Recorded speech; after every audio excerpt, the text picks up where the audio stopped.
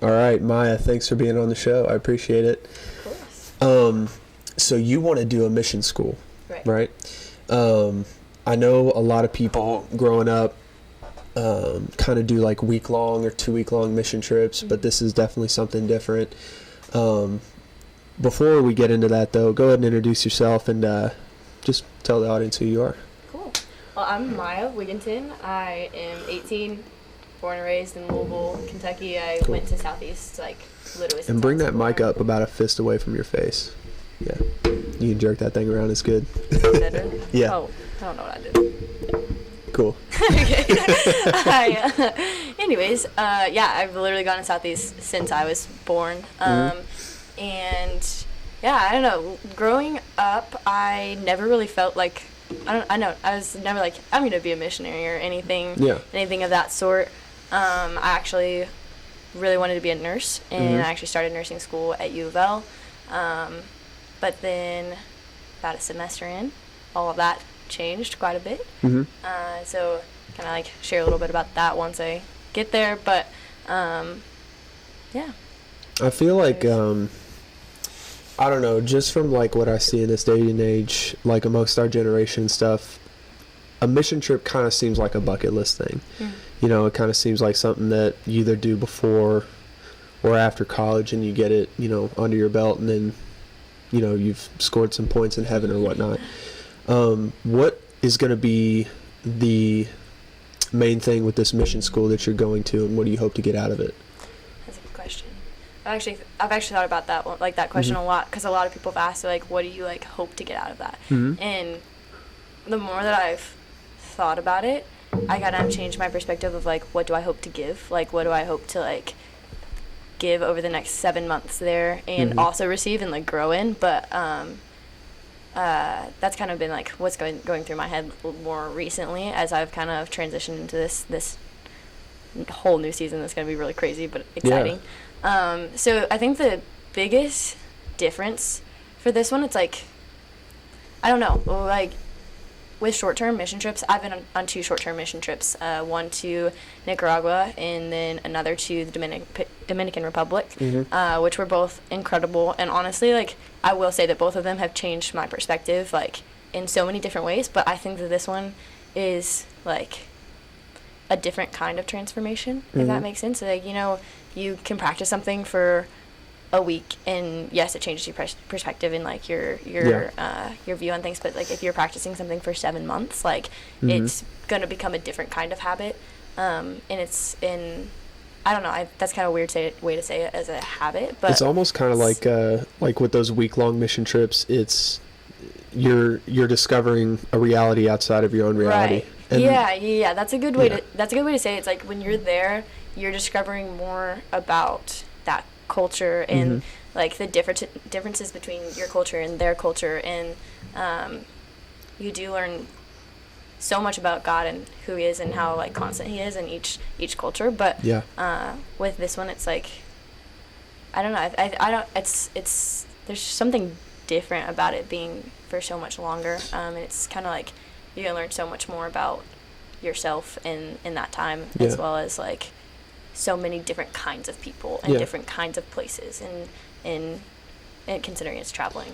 And then you're also, you know, you're training yourself too to like be somebody who can really present the gospel to anybody and whatever needs are best for them, you know, because you might be working with orphans and widows, or you might be working with just people in third world countries, period, or you might be in a modern city where you just have to go door to door and just kind of be a light to somebody. But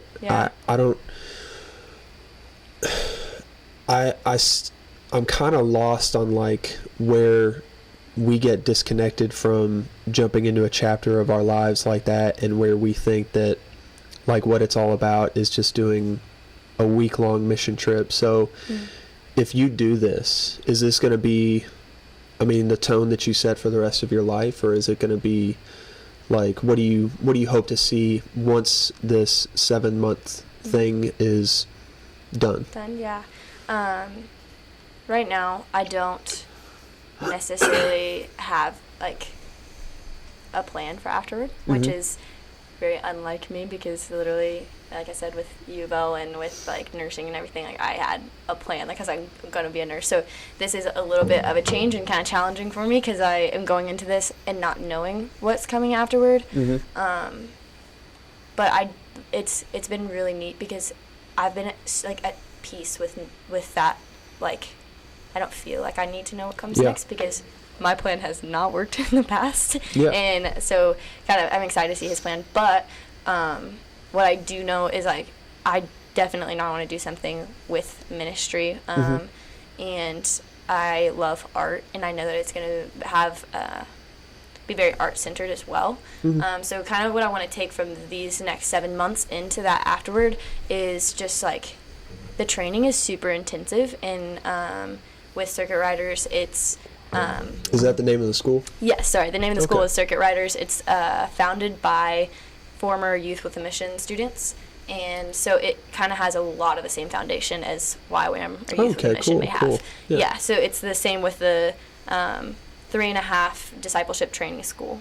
3.5 months, sorry, discipleship training school, or we call it DTS, just because it's easier to say that. And then the last 3.5 months is called outreach, and that is where we are sent out. So kind of what I was getting to about the first 3.5 DTS time, it's a very like intensive training. So it's like it's a little bit like Bible school, but just really compact. What does the training involve? Like what would be like your day in and day out schedule? Yeah, so there are 3 different tracks that they do. They have media, message, and music. And they have different leaders for each track. So with the media, they train you on how to use your skills as a photographer or as an artist, as digital art, social media, all that. They basically like train you how to use that for the sake of His glory and sharing the gospel.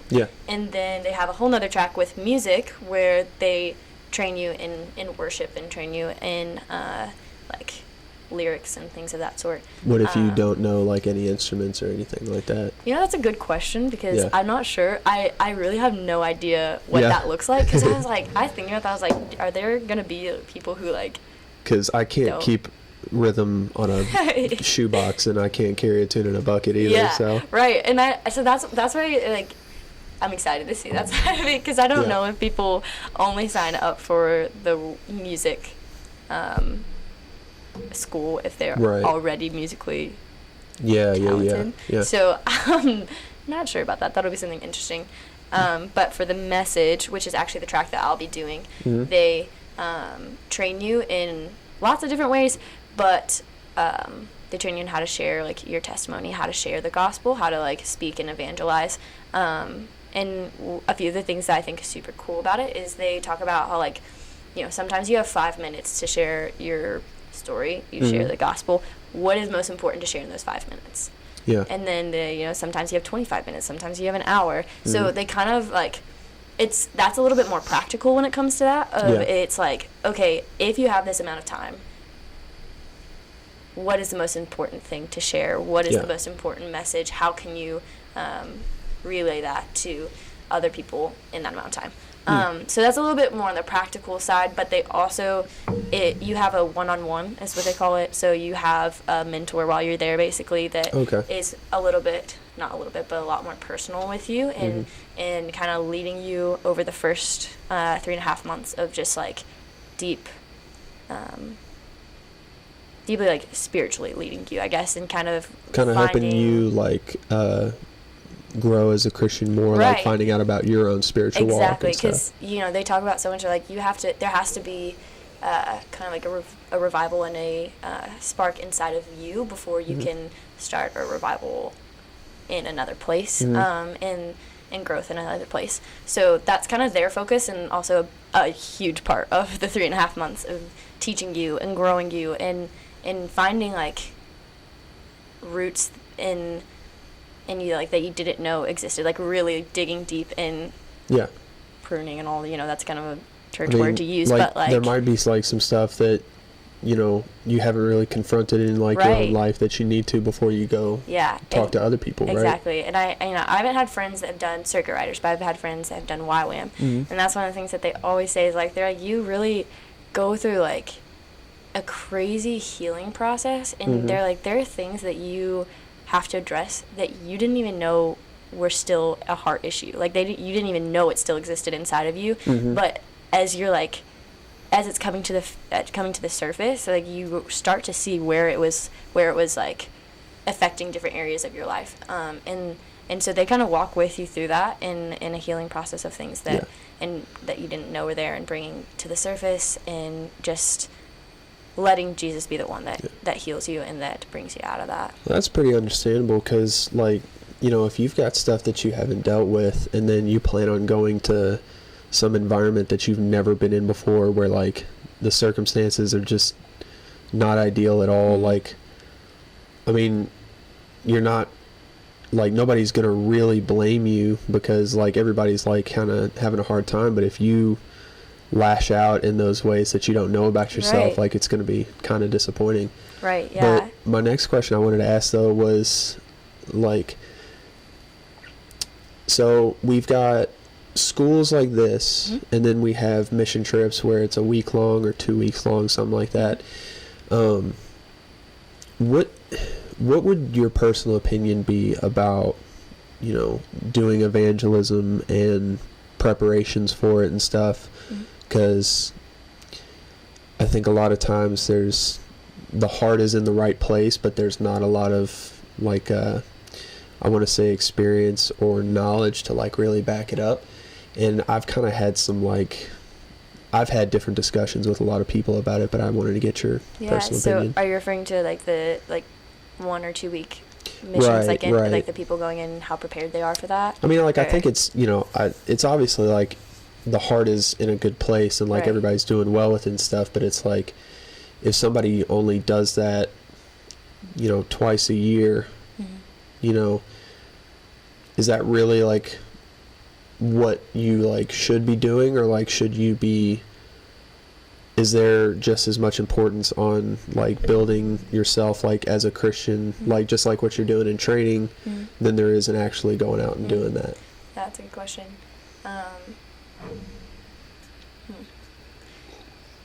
I'd say that my biggest thing in like when it comes to missions is like what we're called to do is share the love of Christ. Right.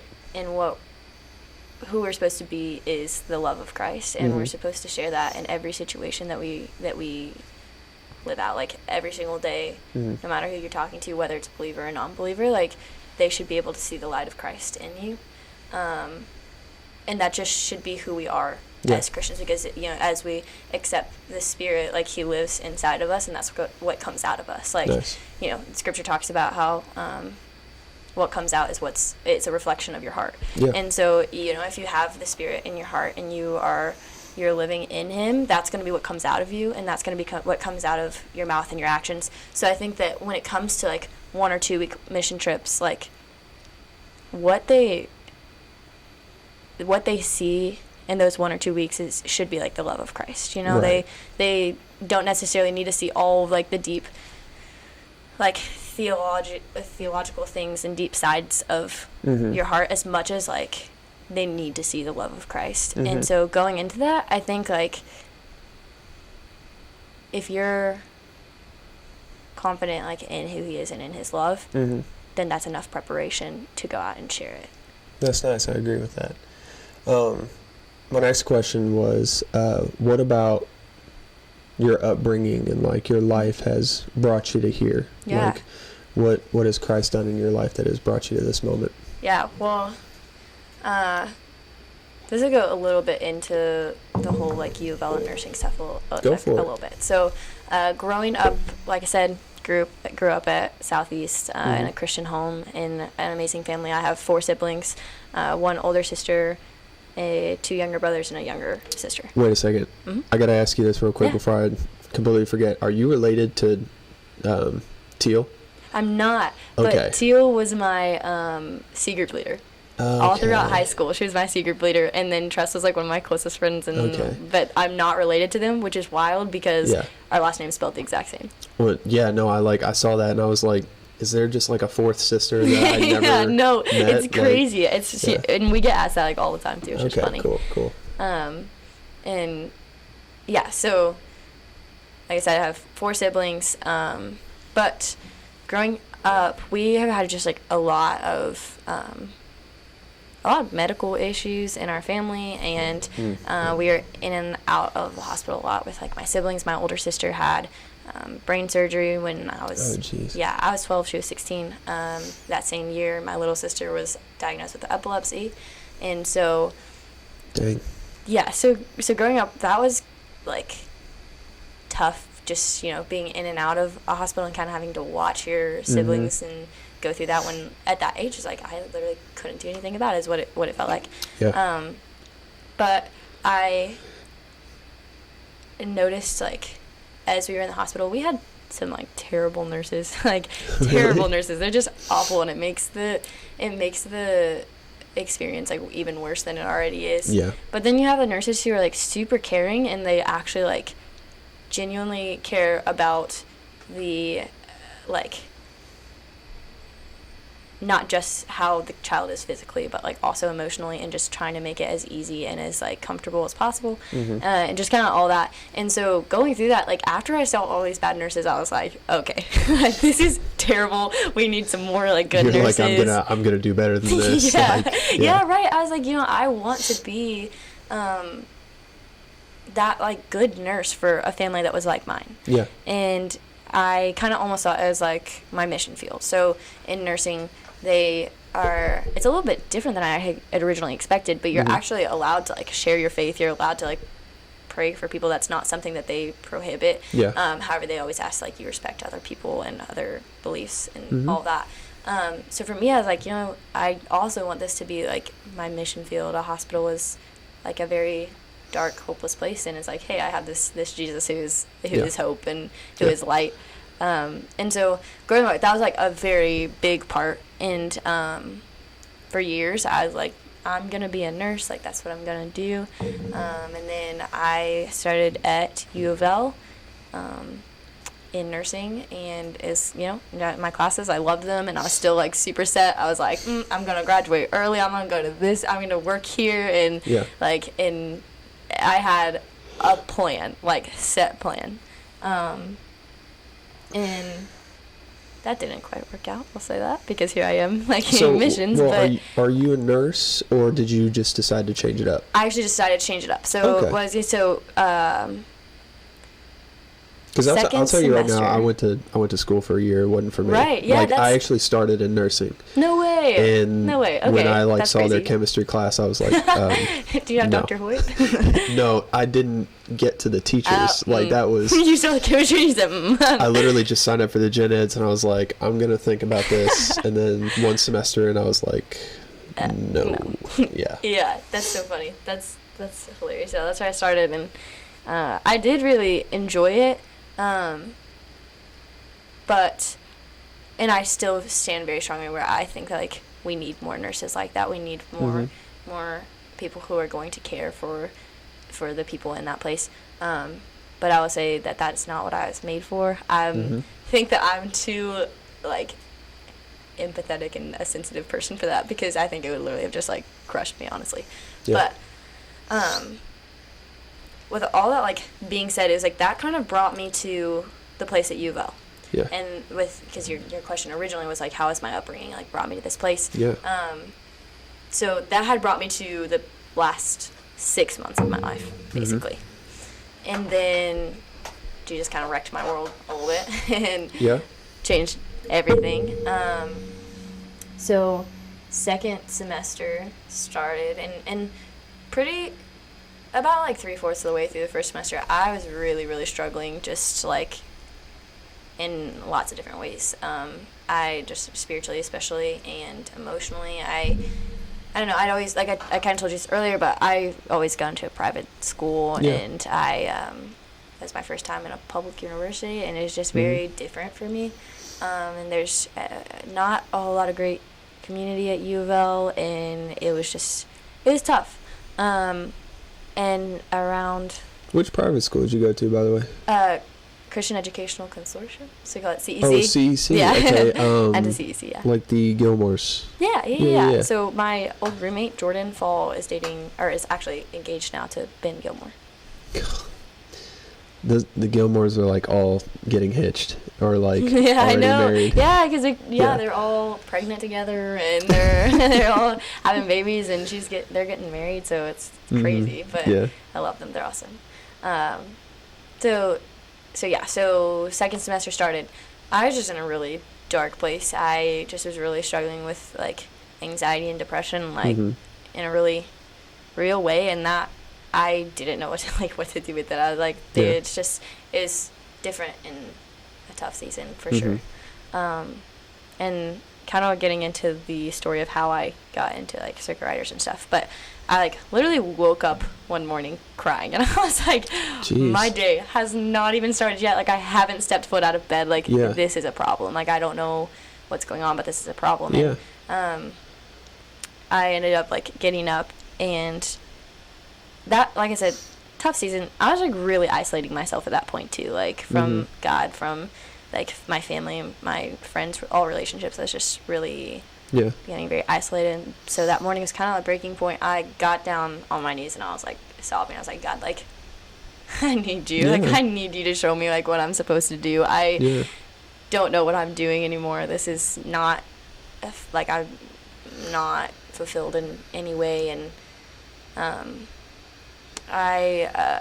in the weeks before that, I had some people who I really respected. They were like, maybe you should think about taking next semester off school. Maybe you just have too much. And literally every time I was like, absolutely not. Like, no way. Like I told you earlier, I have a plan. That is not happening. No way. And so I was praying, the like thought of taking that semester off school had come in my head. I was already a month in school, and I was like, no, no way, cannot do that. But it was just really heavy, like on my heart, and so I was just kind of praying, and I was like, God, I want your will to be done. Like I don't want mine. And again, like I said earlier, mine has not worked out well. And did you feel like when you were praying that and everything, because I've actually prayed that exact prayer, that you were like, somebody else can do my own life better than me? For sure. Absolutely. I remember like there's a field down the street from my house, like where this farmer grows a bunch of soybeans, but it was like cleared out one summer, and I just like went out there and I got on my knees and I was like, I don't even know what I'm doing here. Like I feel like I'm like some sort of like just puddle of oil like in an ocean, and I don't mix with anything, and like nothing's working right, and I'm like, you should give this whole life to somebody else. Like somebody else could do this better. But I think like what I'm seeing from you is, because like I've felt the exact same way. I think that there are like handfuls of people that you'll meet in your lifetime that are like, to say like square pegs trying to fit in round holes. You know, people are seeing that you're having a hard time at school, and they're saying you should just take a mental break and take the semester off, when that's really not like the problem. Like the problem is like you have some passions and some gifts and talents, and it's like your soul, but maybe not like your conscious is realizing like you are not like supposed to be right here. There's something else to discover about yourself, and you got to make a radical move of some kind. But I'll let you continue with that. So what else happened it's funny there? that you said that, 'cause it's like exactly what I'm about to like get into. So it's like I just set it off for you. Exactly. So during like that day, like I said, the idea of like taking that semester off school had popped in my head, and I was like, nope, not doing that. But then, like I said, got to the point where I was like, God, like I just want your will to be done. Like I can't do this anymore. I can't keep living this way. Like I don't want to keep living this way. Like I'm ready for you to do something, and I'm going to stop trying to do it by myself. Yeah. And so one of the things I had also, like, prayed in that moment, I was like, I don't have any answers. Like, I have nothing, but, like, I know that you're going to take care of it. I know that, like, you're gonna do something. I trust you. And so I walked out. I was sitting in our kitchen. I was living in an apartment with a few other girls at this point. And they are amazing and so sweet. And during that season, like, they were just amazing and really encouraging and always, like, praying for me and doing whatever they could to, like, help me in that time of life. And one of the things that they did was they had all of, like, my closest friends write me letters of encouragement and just, like, scripture, and they had given me that, which was so sweet. I bawled, but I was sitting in our kitchen counter, and I was just reading through these letters, and this song came on, and it was Just Be Held by Casting Crowns. And, like, first of all, the entire song literally was, like, my life, like, from the very beginning, but the chorus said, so when you're on your knees and answers seem so far away, you're not alone, stop holding on and just be held. Your world's not falling apart, it's falling into place. I'm on the throne, stop holding on and just be held. Shout out to Casting Crowns, by the way, because nobody talks about Casting Crowns anymore. Yeah, I know. It was like this group of awesome dads that got together and, like, made this amazing band. I know. I went to a Casting Crowns concert in Paducah, and I'm like, these dads are sick. Like, they're amazing. But it's funny because, like, nobody talks about them anymore. So whenever that, like, it happened to be that song, everyone was like, Casting Crowns. I was like, yeah. Casting Crowns is what made you realize your life mission? Like, yes, I promise. It wasn't Hillsong or Elevation or Toby Mac or... Like, no, it's Casting Crowns. Yeah. And, you know, also, for anyone listening, highly encouraged to go listen to that song because it's so good. And I still listen to Voice of Truth. Like, it's an oldie but a goodie. Yeah. Is I Can Only Imagine by them as well? Or is that no, by that's that... That's by. But they made a movie about that. Yeah, they did. That was a really good movie. Actually, I actually have not seen it, but it's better than I expected it to be. Honestly, I need to. It's good. But yeah, so that song came on, and I literally was like lost it. Cause like I said, while I was praying, like I literally was like, okay, God, show me that like this is you, because I don't want this just to be some thought going through my head because people have mentioned it or whatnot. I was like, I want to know that like this is you. Yeah. And so that song came on, and I was just like, what is happening? Like, this is insane. And so I was sitting there and I was like, okay, I see you. I still don't have an answer, though. Right. And I want to know, like, what's coming next. Sometimes, like, people feel like they need to see the blueprint before they can start building. And, like, somebody told me this the other day. It may have been Justin Weiss. Shout out to Justin. But it was like, how is a faithless question, you know? It's like, when and where. Yeah. Or like, it's like, that's the questions that you need to ask. Like, where do you want me? When do I need to get there? And then it's like, how? It's like, I'll take care of the how. Yeah, you know? that's so good. That's so good. I love that. Yeah. And so, basically, I, like... felt like he told me my answer was in my mom, which at that time was like, just I wasn't expecting that to be like what I felt like he was gonna tell me, and you know I really wasn't sure like what my mom was gonna say about it. I hadn't actually really talked to her about any of the ways that I had been feeling and any of the ways like anything that had been happening, and I think that's probably the biggest part of why he wanted me to get my answer in her, because he knew that like I'd have to tell her. And I'd have to open up, because I just had been so closed off that there was no room for me to heal, because you can't heal from something that you're hiding, you know? You can't heal from something that you haven't let go of and opened up with. So I ended up talking to her. It was like, it was such a good conversation, and I opened up about just everything, and she was like, I don't think it's a bad idea. Like, when I got to the part about taking the semester off school, I was like, really? You don't? And so, basically, I went into after still just, like, us talking to my dad and praying about it and stuff like that, I went into the office at U of L, and I did something. So, like I said, I had already been a month and a half, maybe month and a half into school, and so technically I was like past the withdrawal date.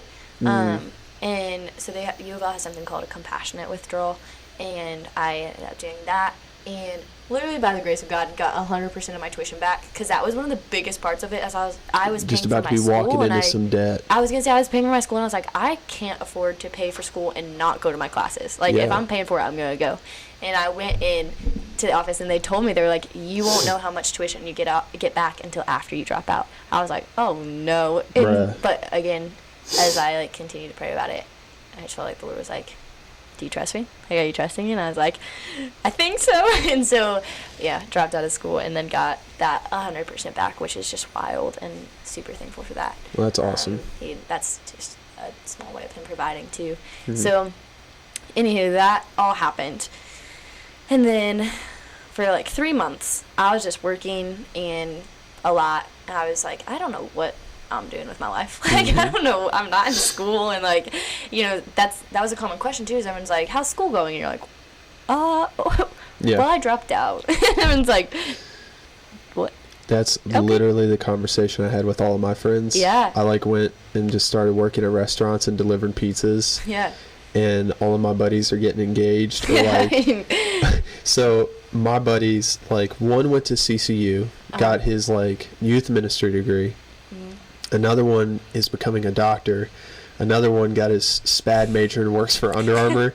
Another one is a lieutenant in the military. And I'm just like just college taking a couple months, and I'm going to deliver some pizzas for a while, really find myself for a minute. That's so funny. That's like, that's how I was seeing it. It was like everyone's doing all these things, and I was like, yep.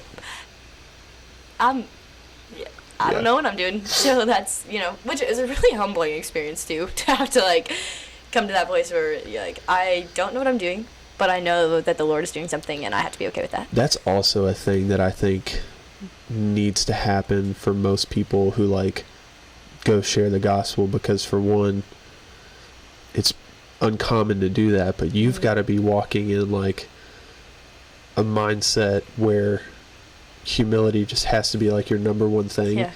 There was a day where I was delivering pizzas, and it was in the middle of the day, and it was downtown, and I was delivering like this, they call it a coffin because of like how big the pizza box delivery thing is, and it was like $400 worth of pizzas to Humana. So I walk into Humana with all these execs and all that, and like big wigs and everything, and I give them the money, or I give them the pizzas, they give me the money, and I'm in these blue khaki shorts, a domino polo, and I've got a not even a hat, but like a visor on, where like my hair's just like floofing out the sides. I go to get back in my car, and I pull off onto Main Street, and my car breaks down in the middle of the road right in front of Humana.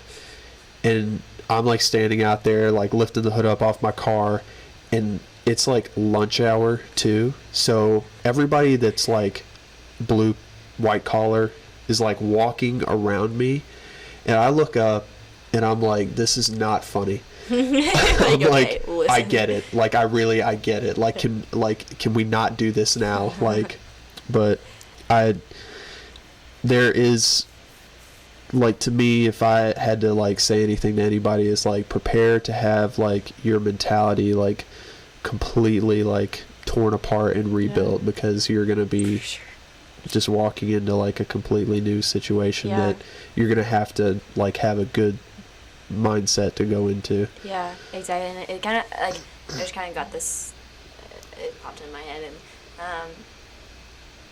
I've heard this a lot recently actually, but they talk about how like a lot of times we have closed fists, and we're holding on to all of these things that like we want to keep because it's what we're used to, it's what we're comfortable in. And like, in order for like you to receive the things that like God has for you and the things that he wants to give you, like you have to let go of those things, and you have to release it.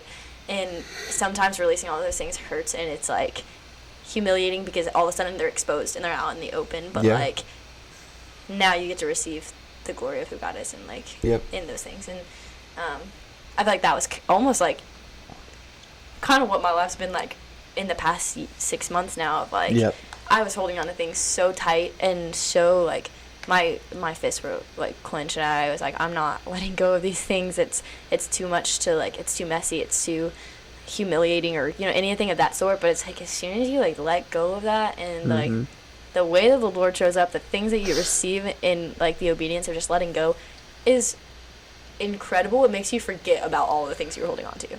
I feel that. And that's so where the next part of the story goes, basically, is I started thinking, like I said, I wasn't in school, so it's like, okay, am I going back to school? What am I doing with my life? Like, I don't know. And I started with really evaluating like my heart, and I'm like, okay, what do I desire to do in life? What does my heart want? And I realized like 3 things that I really deeply desire is to like connect with people on a deep level, and to like travel and see the new things, and to do art. And I was like, nursing is not any of those 3 things. It's quite the opposite. It's the opposite. And so I was like, okay, well, that's just another thing that I now have to figure out. Like, and I'm now to the point where I have zero idea what's going to happen. And but again, that left me with open hands to receive like what the Lord wanted for me next. So I'm standing here, and it's really neat looking back on it, because like people talk about God piecing things together like a puzzle, and you're like, I like this next part of my life was literally him piecing things together like a puzzle. So the first thing is like I felt really called into high school ministry, and I basically I don't know how to explain this first part of it, but the night, I guess I'll start with like the night that it was kind of like revealed to me, that the change, like the turning point of that was my mentor. It's Adria, who I love, and if you're listening to this, I love you. Bless her heart. Shout out to Andrea. Andrea, if you ever watch this, girl, I love you. You know I love you. But anyway, me and her went to Sicily together. I don't know if you know way. that. Yeah. I didn't know that. Yeah, I've heard a lot about that trip, but that's awesome. I usually tell people with me and Andrea, I would knock out anybody for Andrea, and Andrea would knock me out for anybody. So that's our relationship. She's like I don't know if she's like my older sister or younger sister. I can't tell, but she keeps me accountable. Your sister. She's just she's a sister. Amazing.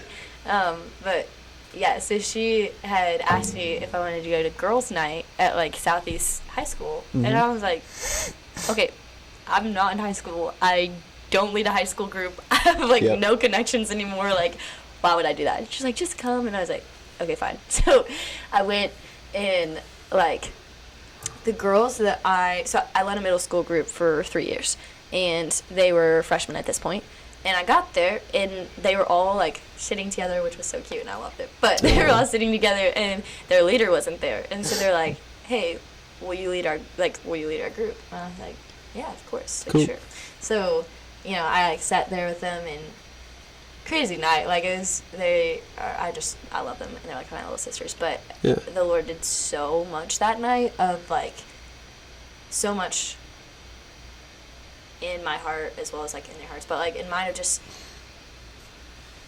like this unveiling of like, this is where you're supposed to be. Like, this is what you're supposed to be doing. This is what I've like made you for in this season. And I was like, oh my gosh, this is like, it was so clear to me.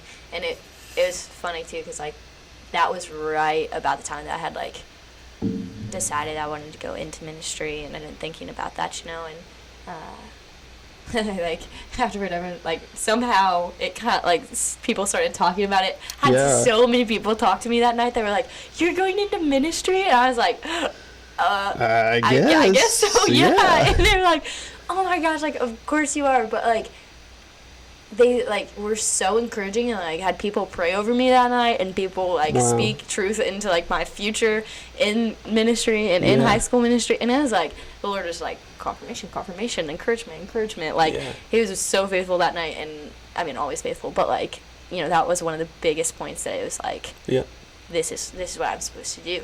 And so that was like one of the big things. And then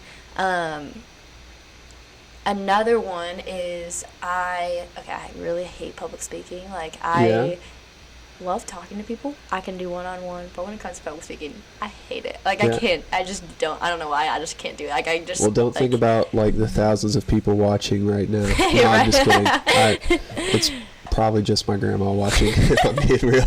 Hey, grandma.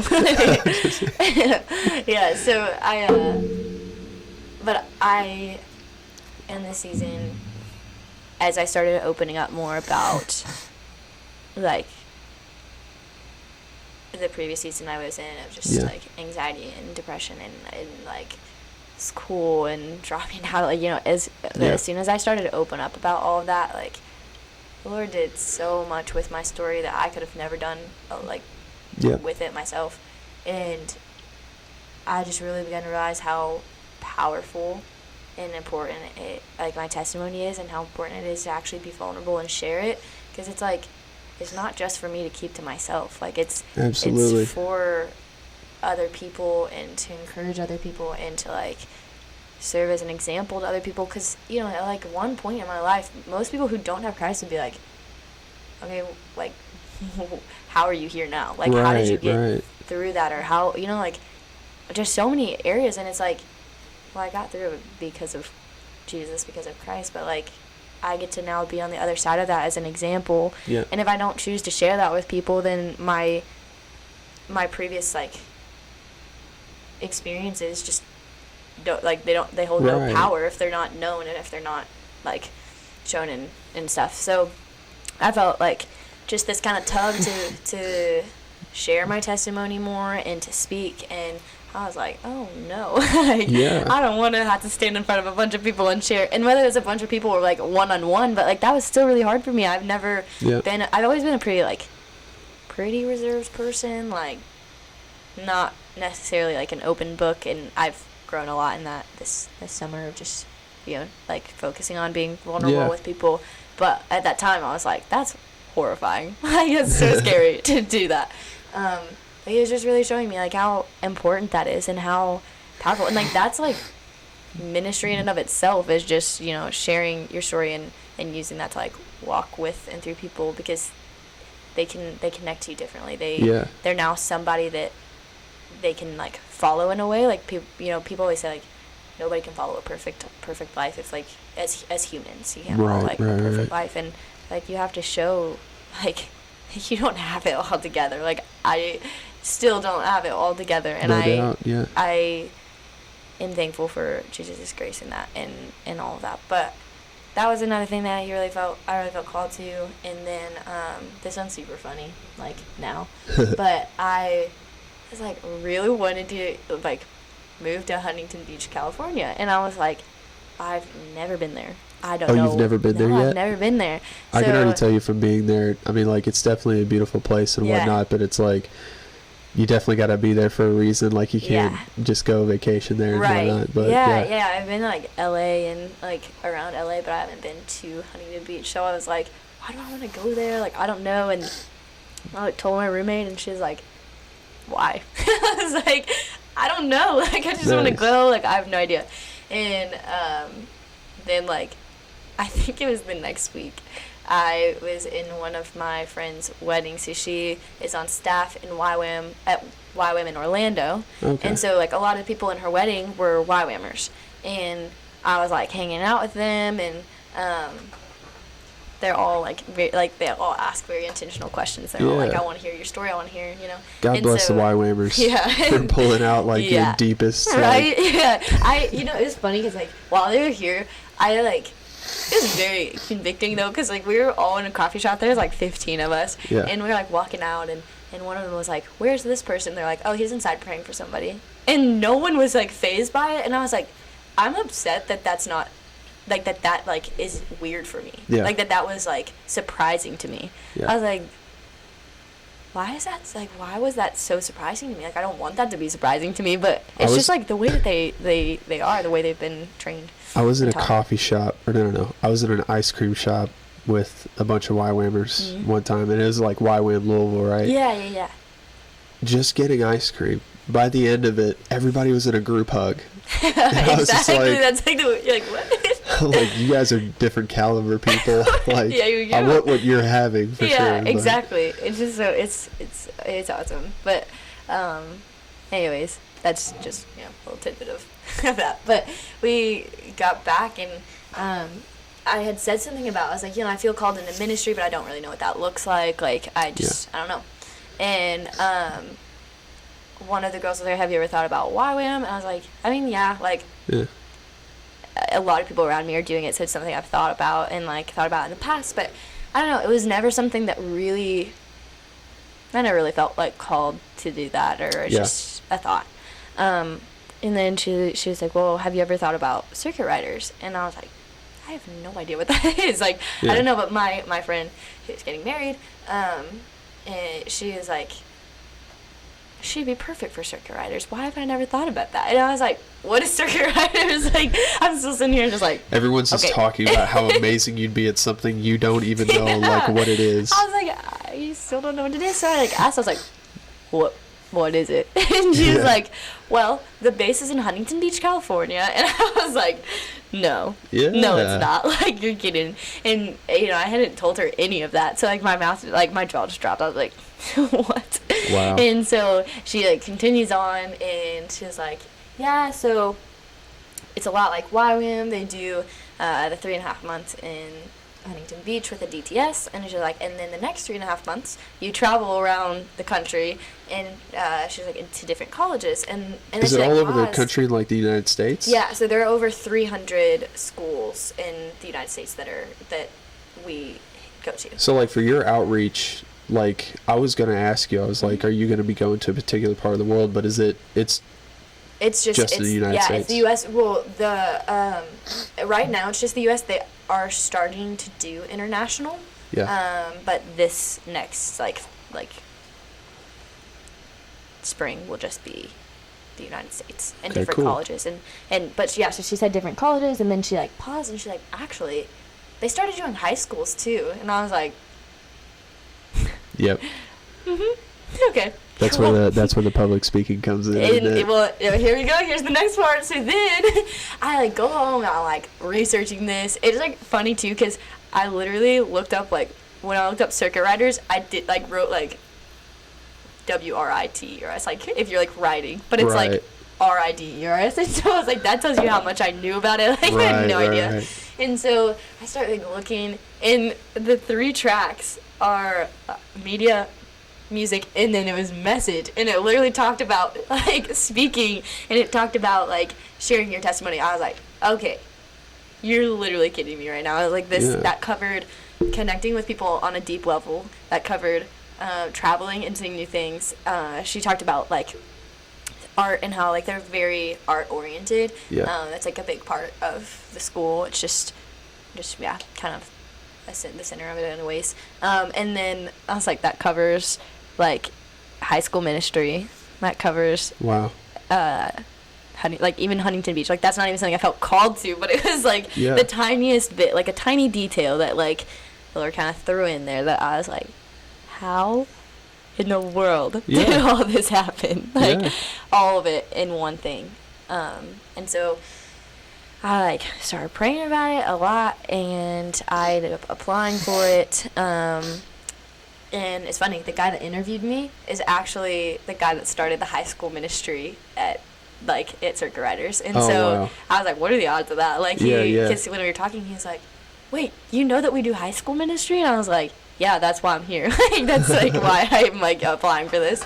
And he was like, no way. Like, we just started this a few years ago. Like, my wife and I have been really pushing this, and we're looking for like people who feel called into this like high school ministry to be a part of it with us, to grow it. And I was like, cool, well, I'm here for that. Like, nice. And so that was just pretty crazy, another thing. So no, like getting accepted and everything. And then that was in March actually.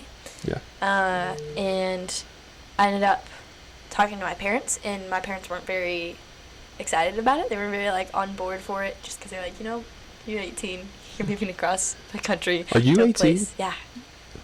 Wow. So girl, let me tell you something. You're young. You're yeah, I know. I'm a baby. If you get a plan together, like, you've got plenty of time. I'm telling you. Oh, like, I know. Yeah. As somebody that's like about to be in like their late 20s. Yeah.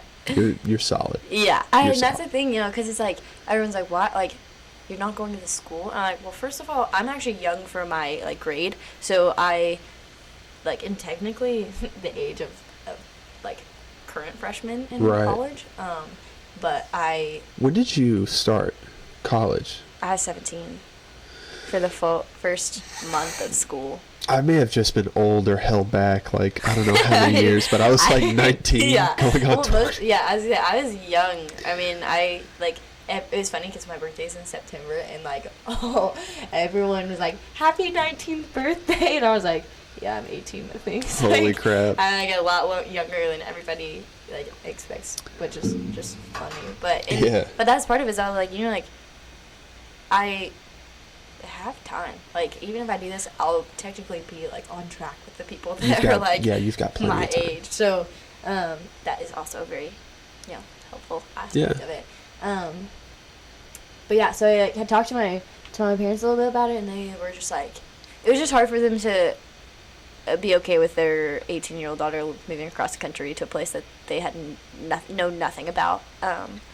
And for me, but I was like, but like, God's calling me to this. Like, look at all these different things that have happened. Like, I'm so excited. And so like moving forward, I like hadn't started fundraising because I didn't like. I just wanted to honor them like best that I could. Yeah. And so I like talked to like multiple people and just try to get some like insight on how to like go about that, because and like so many people were like, are you gonna do it like even if your parents like say no because you're like 18? And I'm like, I haven't even like really thought about that, because I was so sure that is what God's calling me to, that I knew they were gonna come around at some point. I just didn't really know when. Like, I knew like it would be in its time, because. So was there any like no, Mya, you're not doing this, or it was really interesting. What were their main like concerns or worries? Their main concerns were like, one, it's California, and so like LA. LA is a little bit like crazy, so that was one of their main concerns. Another one was, I wouldn't be in school, and it was like, well, are you gonna go back to school, or are you just like, what are you gonna do about that? Like, practical things like, what about this, and what about this and that? And so I think they saw it from more of a practical standpoint, which I needed, because I was like in this place where like, let's go. I think it's definitely important to like have a plan and stuff, like letting God take control of like all the circumstances is definitely like priority number one. But like I talk to people who sometimes they'll want to do something pretty radical on a whim, and I'm like, what is gonna, do you have any contingency plans for anything, or are you just kind of like just free falling into this? But I mean, I totally get it with your parents and everything too, because California is a rough place too. Yeah, exactly. And that's where I was at too. So I was like, I can't say that I like get it, because I'm not a parent and I don't know what it's like to have your kid move across the country. But I can say that I like understood why they were hesitant. Because, and that was like a little bit hard, because I was so excited about it, but I didn't want to understand why they were hesitant. But I did like understand their view. Not that I understood how it felt, but so I like prayed about that for months, and I had talked to different people, and because I was talking about like the verse like honor your mother and father, and I was like, okay, what does that mean? What does it mean for me to honor my mother and father? Like, how do I do that yet honor God at the same time and what He's calling me to? And so the Greek word that they use for honor in that scripture actually means to give weighty consideration to. So it doesn't necessarily mean like do what your parents say. It means heavily consider like their concerns, their opinions, their thoughts and feelings, like really like deep down consider that and feel that, and like think through that. But over that, God is like the most important, in honor. Me and my mom God. are going to have a serious conversation. I'm just playing. Because she always pulls that on me. She's like, "You're supposed to honor me, you know that." And I'm like, okay. But yeah. And I mean, that was what it is too. Because like, you know, we use all, because, and this is about to sound like super like nerdy and whatnot, but like, there's so many words that were used in the original translation of like the Bible that we don't have that word that really completely matches it now. In our language. And so that's why I really like to like study that side of like scripture, to know what those words really mean and like the context of the word. And so that, because that really does change your whole perspective on that verse, because you're like, yes, of course I'm supposed to honor my mother and father, and like really consider like what they're calling me to, or not calling me to, but what they're like, what they're concerned about and things. But of course I'm supposed to honor God and consider what He's calling me to over that. So there is a way to do both, because where I was at is I was like, how am I supposed to do both of those? Like, how am I supposed to like honor God, honor my parents? I don't get it. And so whenever I finally came to that like understanding, which was actually so the people that I was talking about originally, who were getting married and all that, so I was actually with them months later, and he was the one that like told me that and like brought that up. And so it's kind of funny. It's really cool to see how they were like a part of that story of my story like over and over again. They're amazing, and I love them and adore them, and they're great. Do they go to Southeast, or? They actually, so they live in Orlando. Oh, okay, cool. Because they're on staff there. So right now they live in Orlando. He's from Minnesota, I think, and she's from Louisville. So, okay, cool. Yeah. So anywho, that was a big like side of it, and I was trying to figure out like how to still honor them and things. Yeah. But I was to the place where I was like, okay, I know that this is what God's calling me to. I know that they're gonna like come around. And just last month, like within the past like 3 weeks or so, they finally were like, okay, you can like start fundraising at least. And for me, I was like, oh, I have like no time to fundraise now. But how much time do you have left to fundraise? So it's a little bit confusing, because like my first payment is actually due tomorrow of $650. Yeah, so which I have enough for that first payment. Okay. It's $650. Oh, cool. And then in mid-September, I owe $2,800. Don't have enough for that one. Bless your heart. And then in December, I owe $1,200.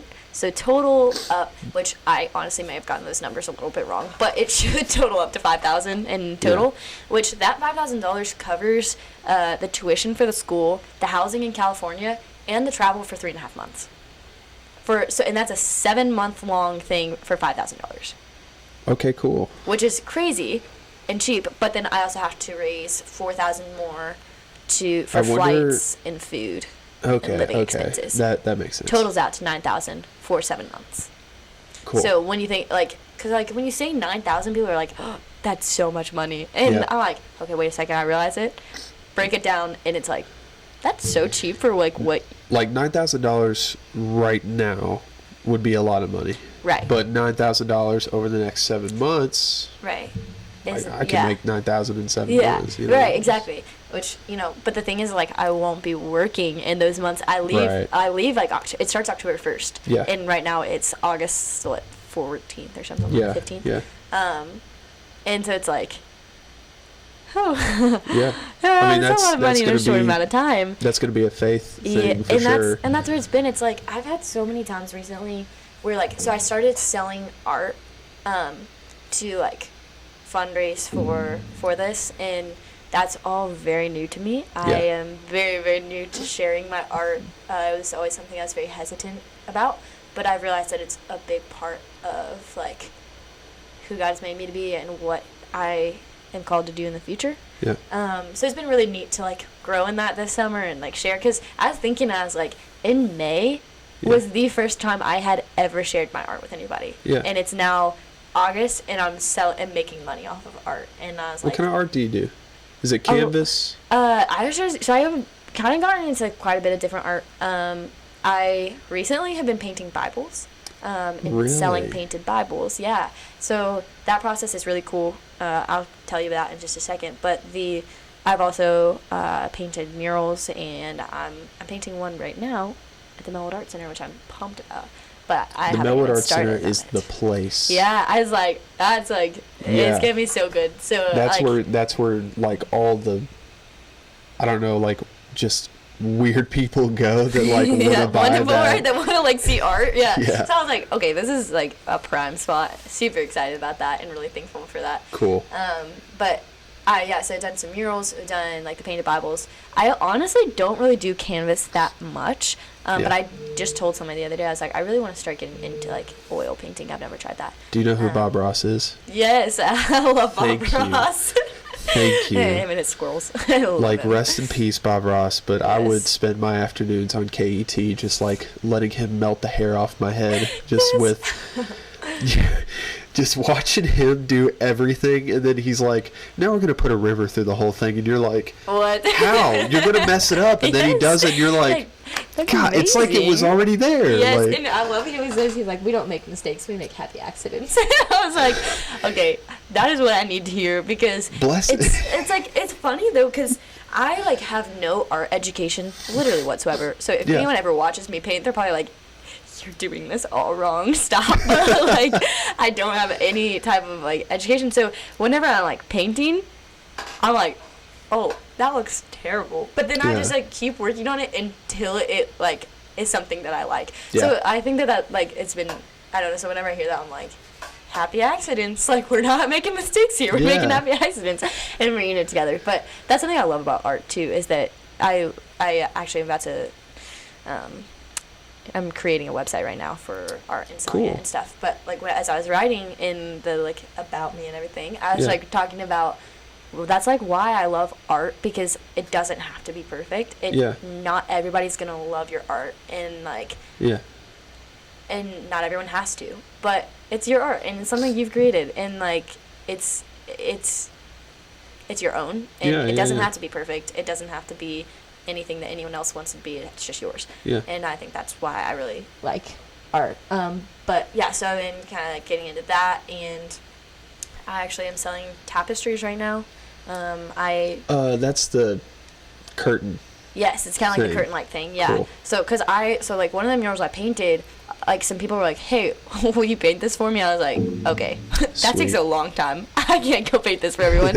And I was like, but I have been getting into digital art, and so I like recreated it digitally and then put it on a tapestry for people to buy. So I was like, you can buy this. I'm not gonna paint it for you. It's already like here. So yeah, I've just been getting into like a lot of different kinds of art, and kind of figuring out like what I enjoy most. But with the Bibles, what I was gonna say is, I was coming back to, is like, it's been super cool learning that this summer. Part of like my process is just like praying through it and like as like before I start on the designs, like if they give me creative freedom, I pray and just I sit there with the Lord and I'm like, okay, God, like give me an image for this person, like what image, like whatever image He gives me, I paint on the Bible. That's cool. And then it's like, okay, Lord, like speak through this image. What do you want them to know? What do you want them to hear through this piece of art? And like as He kind of speaks to me that way, I just write it down, stick the note inside, give the person the Bible, and it's like a really neat, again, ministry of like, hey, here's a tangible like thing of what I have heard from like the Lord and what this picture represents. And so that's been very new, and but it's been really, really, really cool and really sweet time like with the Lord, and just getting to spend time with Him and like in that sort of closeness, because it's just different. Like it's different when it's a different language of like communicating with Him. It's like it's your personal way of expressing yourself, like with God, and then whoever gets to buy your artwork gets to somewhat participate in that a little bit. Right. And I love that about it.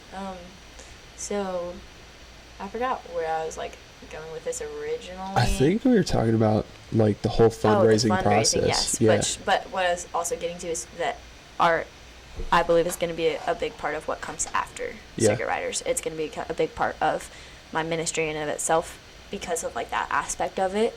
And I think that art tells a different story than sometimes words can in ways. And I don't know what that looks like necessarily, what it's gonna, Yeah. I don't know what it looks like, but I know it's gonna be a part of it. Yeah, you don't have to have a full vision right now, but yeah, it's I like say, so I get your heart kind of gravitates toward that, like Yeah. that's kind of the initial thing. So. Right, yeah. So sorry, that one in that whole spiel, but I just want like No that's worries. a like important part of this process as well of like Exactly. learning that and growing in that, and an important part of what I think he's calling me to in the future in missions and ministry. Yeah. So anywho, but I've been selling that just for fundraising and things. But it got to the point where I was like, I have so many to paint right now that I was like, I don't have enough time to like do more. Like I was like, So like this a bunch of people are asking for yeah. So I artwork. have like I have a lot of orders right now that I still need to finish. But like, it's one of those things. I'm like, okay, the amount of orders that I have Yeah. and the amount of time that I have Yeah. doesn't really add up. Like, I'm like, I don't know how I'm going to do this. And so the other day I was just like praying. I was like, oh my gosh. I'm like, God, I don't know how this is going to like work. Like, I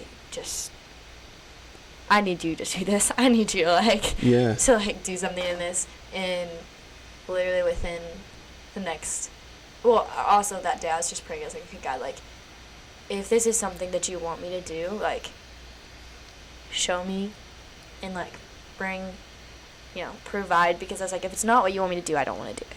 Like, Right. I want to do what you want. And literally within the next 6 hours, $250 more came in just out of like, nowhere. Like, it was, well, one of them was, I was hanging out with some people and just like talking to them and sharing with them about this like process and story, and Yeah.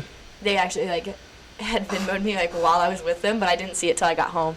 Wow, that's but it was cool. just part of him, like, like I had just literally like that week I had no money come in, Yeah. like none, because I was gone and I was on vacation, and so I was like not really doing anything with it anyways. But it was like, I didn't have anything coming in, and so I was kind of to the point where I was like getting really discouraged. I was like, I do not have a lot of time left, and like Yeah.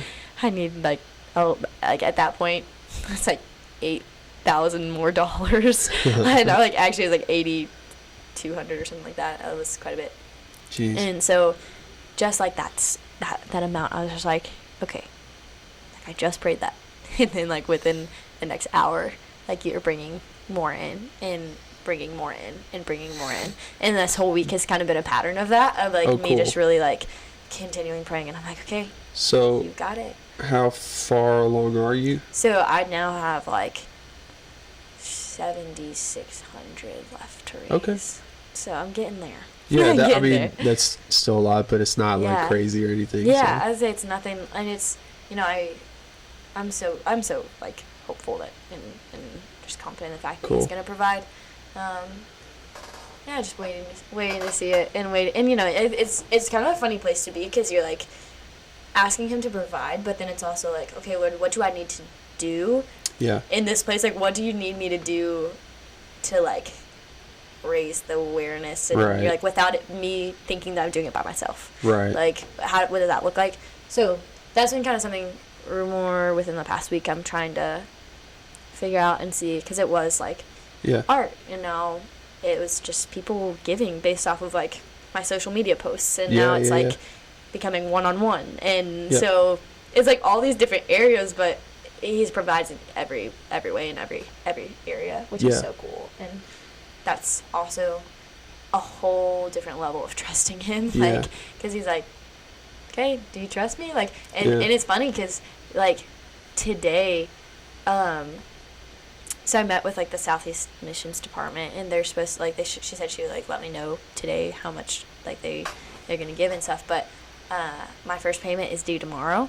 Okay. And it's like I said, that was like the $650, and my mom was like, it's the first is a non-refundable deposit, because it's like the housing deposit, so it's like they put it literally down for the houses, so they can't really like get it back. Where, like, what will be the living situation? So we'll live in basically a bunch of beach houses, like I'll have a bunch of roommates and a bunch Are you gonna of be girls on the living. beach?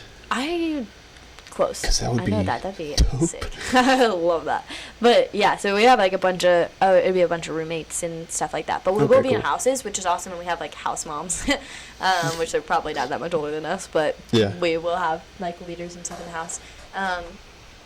But yeah, so that first payment is due, and she's like, I don't want you to put down $650 that you're not going to get back if you don't raise enough money. Yep. And so like the timing of like the fact that I met with Southeast like 2 days ago, and then they were like, we'll let you know in like 2 days. And it was the day before like all that money is due, and I was like, that's like timing. Like it was like that is his timing of just like, I don't know, just I at least that's where I believe in them. Just, you know, I don't know. It's been a really cool process just to see the way that it's all the timing of it. It's like every second he's been making me wait till the last second, but like it's cool because it's forced me to like really completely surrender and trust him. Well, it's like it's already like kind of making you from day one like build your faith. Oh, you know, without a doubt. And if you're gonna go do all that stuff, like you definitely need to have faith that he's gonna make it available to you. Yeah, and stuff, so. Right. And I've told people that too. I mean, like even like if I don't raise enough money, which I'm very like confident that I will because of his like calling, but like even if I don't, like I won't regret any of this because I've learned so much just through the fundraising process. Yeah. Like so much, and I'm not like upset about that. You know, it's like it's very cool. And it almost seems like too, like, you know, from where you said you were like having anxiety and everything about just continuing with school, and like from what you've been able to say on here already, it just seems like God's brought you into your next chapter to where like you've got like a really confident sense of purpose, and like you feel like you're actually doing something, and you know it's fulfilling, and like I think most people would take a lot away from like even just hearing you talk about this, you know, so I think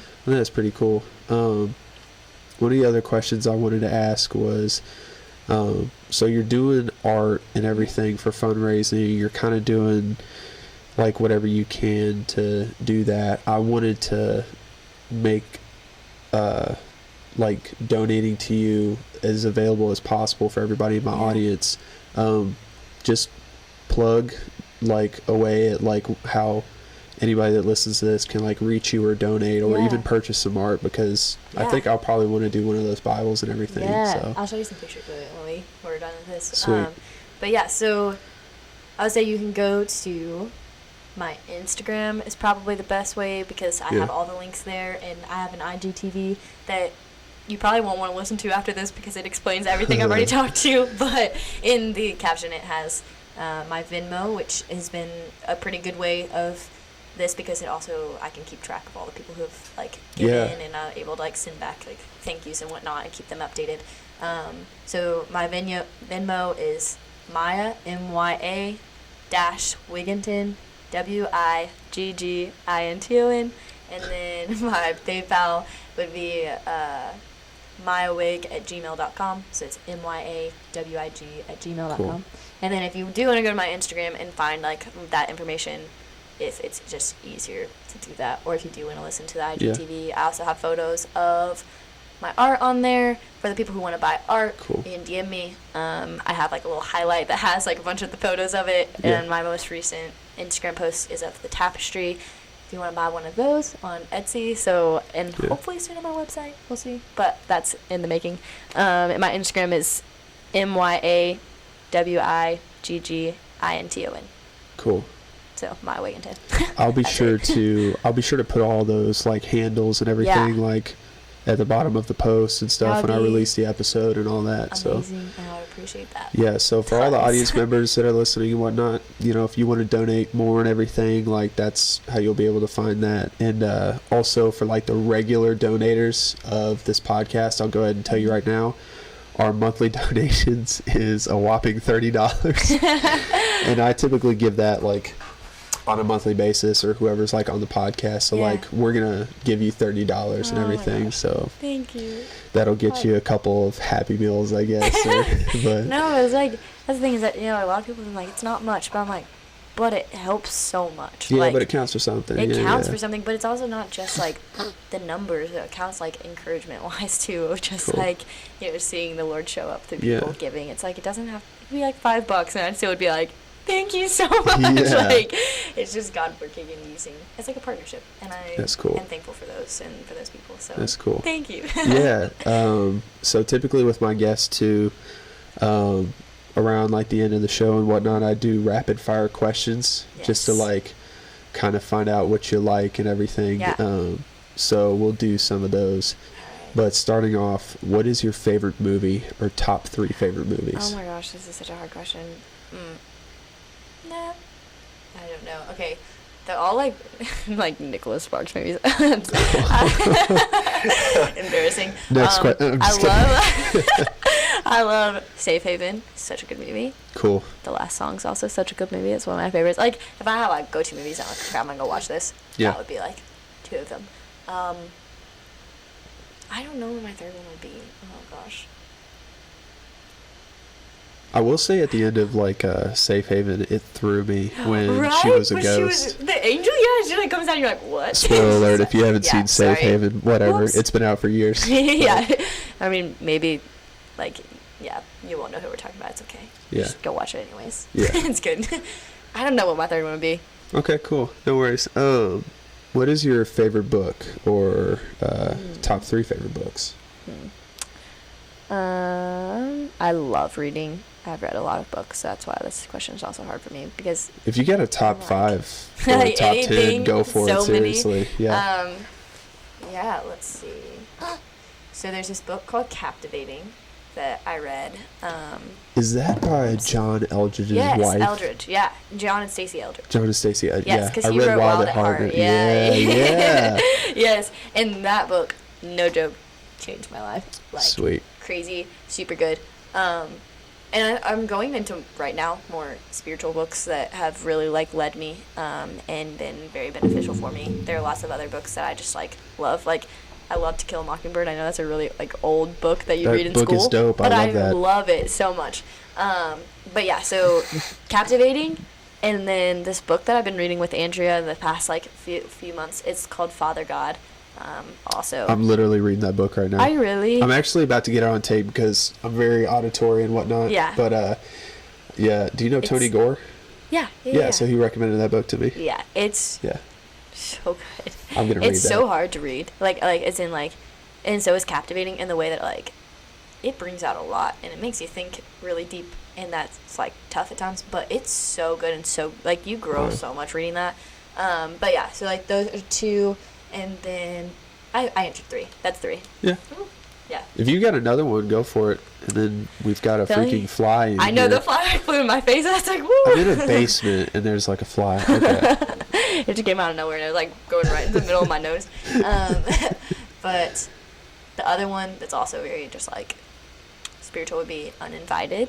Is the name of that one? That is, I've heard of that one. I actually yes. haven't read that one. I heard that was kind of It's more more of like a I was girl's. gonna say it's more geared towards girls. Yeah. But it's also so good. It talks a lot about like rejection, is because Yeah. if you think of uninvited. Yeah, Rejection. yeah. But yeah. Is super it good. like All forgiveness. rejection? Like, is it like feeling rejected, or is it like how to reject a very immature boy? That's like No, it's like the feeling of rejection of okay. like, and how that takes root in your heart in Okay. different ways, whether that's like rejection from a boy or from your family or from your friends, and in Yeah. many different ways, and things that you didn't realize were rejection. So it's Okay.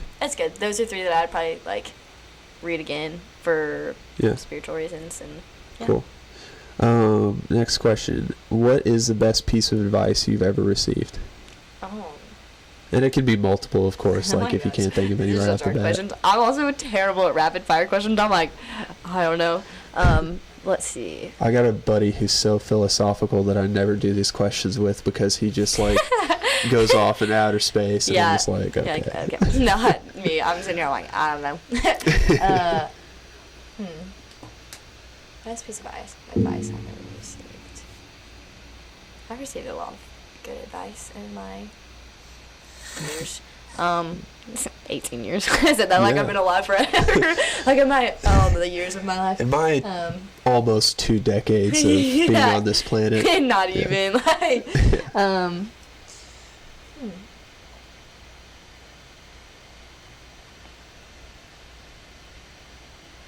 Oh my gosh, I have no idea. No worries, I can come back to that one Yeah, if come you back think to of that it. one because all of a sudden all the pieces of advice I've been given have just like left me. No worries.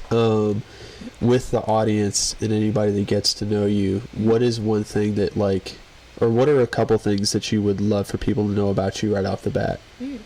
Well, this is also funny because I just wrote like my About Me page, so it's like all these things I'm Sweet. thinking of. I was like, it's funny because it just sits there. Yeah, so you've probably already realized in this, I love Jesus and I love art and like those Sweet. things. And I let's see. Two big things. I love chocolate chip cookies. There you go. There's There a you third. go. That's important. That's That's an a important part very of me. important thing. It is That very is important. Everyone that's needs more to know important that. to me than you realize, in I all know. honesty. But yeah. It should be. It's a very like central thing to my life. I really need that. It's like that food pyramid, chocolate chip cookies, right at the Top. right at that point. Yeah, that's it. Yep. That was my favorite food group. That's cool. Yeah. So art, you love Jesus, and chocolate chip cookies. Yes. All right, cool. Three quick answers, but And you know. then, what is your favorite music, band, and song? Okay. Right now, my favorite song is, and has been for a while, House on a Hill by Amanda Cook. Okay. It is a song that I swear almost every time I listen to I cry, because it's like Ooh. one of the songs that you can like feel the Lord's presence, and I'm gonna have like, to check that out. it's literally it's mind blowing. Like, it makes me cry every time. It's beautiful. And then my favorite band or artist.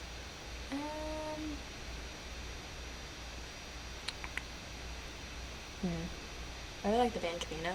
I'm listening to Who's them that? a lot. The band Camino. What kind of music?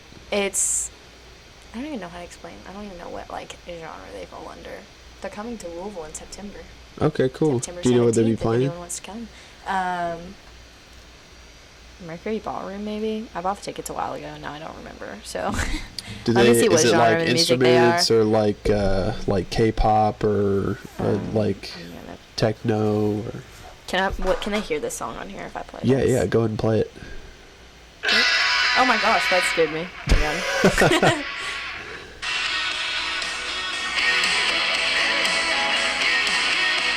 This is That sounds like I'm gonna show you. that's like that it's not like ska, but like it's like alternative pop Yeah, rock. I was gonna say kind of like an alternative pop, but I was like, I don't really know if it's considered alternative, so I'm trying to see if there's another song people. That's like where they're most popular. That's why I played that one. Okay, cool. So, anyways, them, and then I love Ben Rector. I've loved him forever. That's probably my favorite artist. Sweet. Whenever you ask like favorite, I'm trying to think of like long-time favorite and not just like, because I have like short up and favorites. coming Yeah, yeah, I'm yeah. like I feel like ever loved like those people. It's like a solid go-to like band or something that it's like whenever it comes on, you're just like, Yeah, I yes. could always listen. Yeah, to that. you're like, you know, you're like, I don't know what I want to listen to, and you're like, oh, of course I'm gonna listen to that. If I Honestly, don't know. mine is even though he hasn't been around in a while, like Khalid. Yes, I love Khalid. Whenever he's on, I'm like, That's also turn it up. Yeah, that's also true. He's so good. I was Yeah. watching The Voice and he was on it, and I was like, As not like a not judge, as, or? no. He was like they call him like mentors or something like that. He was like training them. And I was Jeez. like, And that he's kid's so like good. 20. He's so young, but he's so good. And he was so happy, and I was like, Yeah. Okay, it sounds like I like know him or something. I Honestly, don't. though, whenever he sings, though, I'm like, you're just trying to help people relax, aren't you? Yeah, like right? you're just trying to get people in tune. Like, with yeah, and their that's it. Like, emotions. whenever he was like training them and singing, that's like he was just talking about. He's like just vibing. And it's like I love it. That guy's awesome. I know, super cool. Cool. Next question. Do you believe in aliens? No, Not at all. no, Why? This is important. because I don't know. Because there's just no evidence of them. Really? Yeah, there's nothing. Any evidence that you know about or anything, or Nothing. None that I know of. I none should that say. you know? None that I know of. So I don't know. I just think like there's no evidence of any life outside of Okay. Earth. So Cool. I don't know. So like outer space, nothing really out there, but like Nothing really happened. but like spiritual warfare and stuff like that. Yes.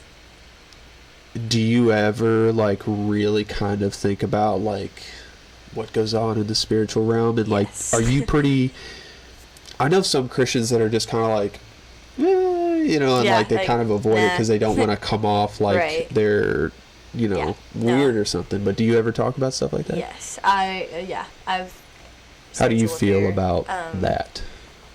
Somebody said something the other day actually that made me think about this.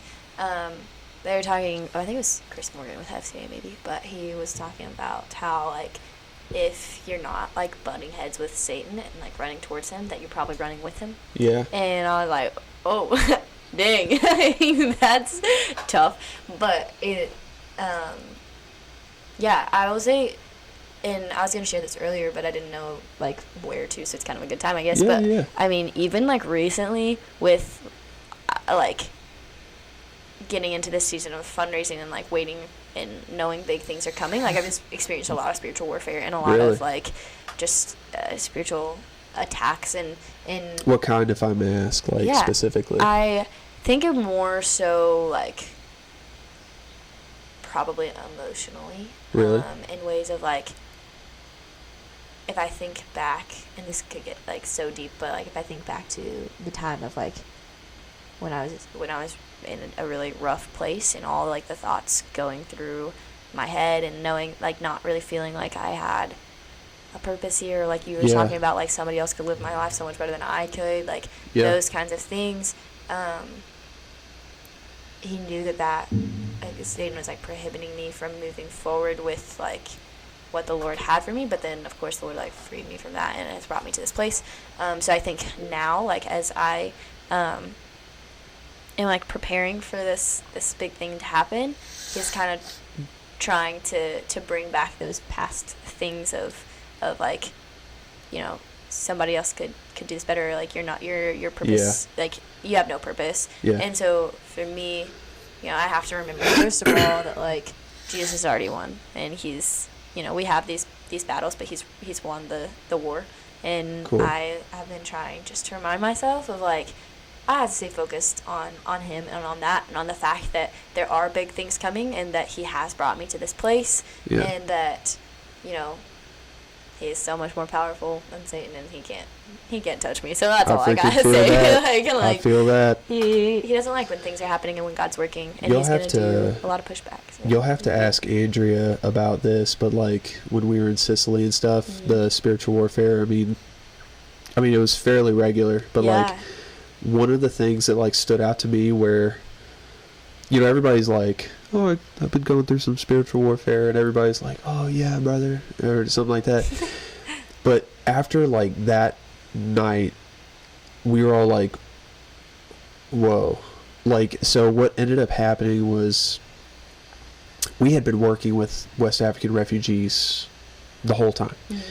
And it was establishing relationships. It was learning about the culture. It was, just building a ministry out there. And 2 nights before we were supposed to go home, like 2 or 3 nights, 3 of them called us on like our phones that like we receive out there, because we can't use our phones out there.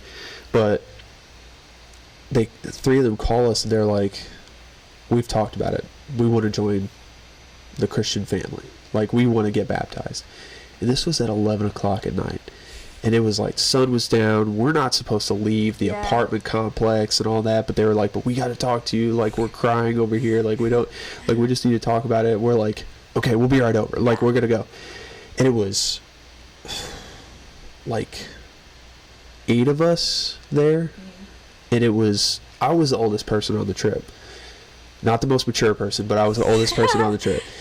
And right when like we were like, okay, we're coming over, and we cleared it with the host family that like we could leave the apartment complex, right then and there, like something happened, and you'll have to ask Adria about it, but it was like everybody's emotions just like went so raw and like so intense, and like we literally all started arguing with one another. We were like, are we going to take the subway? We was like, no, we're just going to walk. And we were like, why would we walk? We take the subway, or like all this, and just started. It was like dogs barking.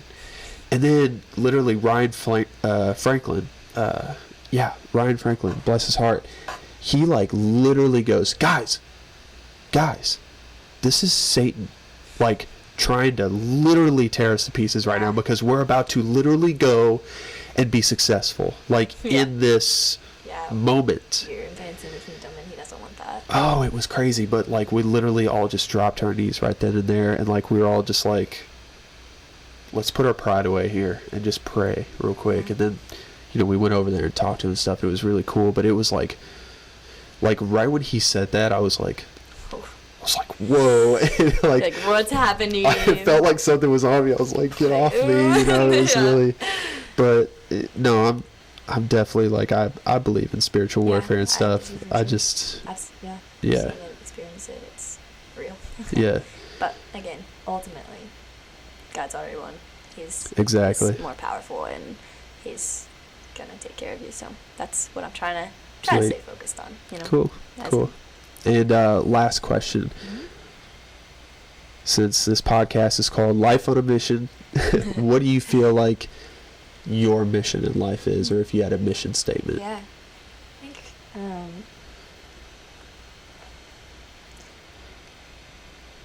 it'd probably be, my life mission is just to like share the love of Christ, and to like to always, I know that's kind of a basic, but like to point people to him. And I started a blog like last month, and it's called Not Enough Blog. Nice. So my mission, I guess, kind of is involved with that name. So the meaning behind the name, it's like I've always struggled with not feeling good enough. Yeah. And I came to this moment with the Lord where it's like, he's like, you're not good enough. Like, I'm the one that makes you good enough. Right. Like, you know, he's like, and that's the beauty in it, because you're gonna fail, but I'm always constant. I'm always good enough. So bringing that in different ways to people, and like, so I guess my mission is for people to like to see and know that if they're living in Christ, so like he's the one that's good enough. He's the one that's gonna like gonna love you for forever, and he's the most important thing, and you'll never be good enough like without him, or fulfilled without him. Yeah. And it's kind of a weird mission, but yes, it's kind of like to make that known, to make his name known, and just to love people in that, and that's awesome. Be Jesus to them. So. Cool. All right, I think we'll wrap it up here, and thank you for being on the show. Thanks for having me.